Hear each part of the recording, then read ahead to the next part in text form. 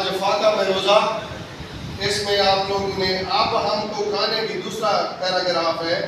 یہ آج ہم نے پورا چیپٹر مکمل کیا۔ اس میں آپ لوگوں نے جو پڑھا وہ پڑھا، اس میں غربت کا ذکر کیا گیا ہے، ماضی کے لمحات کی یاد دہانی کی گئی ہے، اور وہ بزرگ خاتون رو رو کر دعائیں کر رہی ہے، اور اس کے بعد جو ہے نا جس چیز کا ذکر کیا گیا ہے وہ غربت کی وجہ سے جو ان کی ذات کے ساتھ منسلک مسائل ہیں اس کا ذکر کیا گیا ہے، اور لوگوں کی ہمدردیوں کو بھی بیان کیا گیا ہے کہ لوگ کس طرح سے اس کی ہمدردی کرتے ہیں، اور ساتھ پھر جو ہے نا اس کو جو زکوٰۃ ملتی ہے اس کا بھی ذکر کیا گیا ہے۔ اس میں نے آپ لوگوں کو سمجھایا کہ شروع میں اب ہم کو کھانے کی فکر ہوئی کیونکہ اناج سب بھیگ کر سڑ گیا تھا۔ اب کیا ہو گیا، اناج سارا خراب ہو جاتا ہے، اور اس وجہ سے پھر انہیں گاؤں کے لوگوں کا بھی اناج خراب ہو جاتا ہے، اور پھر انہیں کس طرح کے مسائل کا سامنا کرنا پڑتا ہے۔ اب جو بچا کچا آٹا تھا اس کے بعد وہ آٹا اگلے اقتباس میں آپ لوگوں نے دیکھا وہ آٹا ختم ہو جاتا ہے، اور پھر جو ہے نا بھوک انہیں نڈال کر دیتی ہے، اور وہ اس بھوک کی حالت میں روزہ رکھ رہے ہوتے ہیں، اور اس کی والدہ بے بس ہو کر اللہ تعالیٰ سے دعا مانگتی ہے۔ جب انسان کے پاس ہر طرح کے دروازے بند ہو جائیں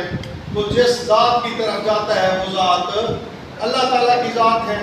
اور جب دعائیں دل سے مانگی جاتی ہیں تو یقیناً اس کا کیا ہوتا ہے، اثر ہوتا ہے۔ یہی بات کہتے ہیں نا، دل سے جو بات نکلتی ہے اثر رکھتی ہے، پر نہیں طاقت پرواز مگر رکھتی ہے۔ آخر اس کی طاقت دعا کا اثر ہوتا ہے، دعا کا جب اثر ہوتا ہے تو انہیں کچھ میسر آتا ہے، لیکن وہ جو کچھ میسر آتا ہے وہ کس چیز کا ہوتا ہے، زکوٰۃ کا ہوتا ہے۔ والدہ کو وہ جا کر بتاتا ہے کہ تمہاری دعا قبول ہوئی، لیکن والدہ جو ہے نا اس پہ کیا ہوتی ہے، برہم ہوتی ہے کہ ہم لوگ کیا کیا کرتے تھے، ہم لوگ لوگوں کو مال و متاع دیا کرتے تھے، آج اگر ہم پر برا وقت ہے تو کیا تم سے صبر نہیں ہوتا؟ لیکن جب وہ مرد کیونکہ حساس ہوتا ہے، جب وہ مکمل طور پہ مایوس ہوتا ہے تو والدہ اسے تسلی دیتی ہے کہ اگر اللہ کو یہی منظور ہے تو تم رکھ لو۔ آخرکار وہ رکھ لیتے ہیں، اس طرح پھر وہ گھر کا گزارا کرتے ہیں،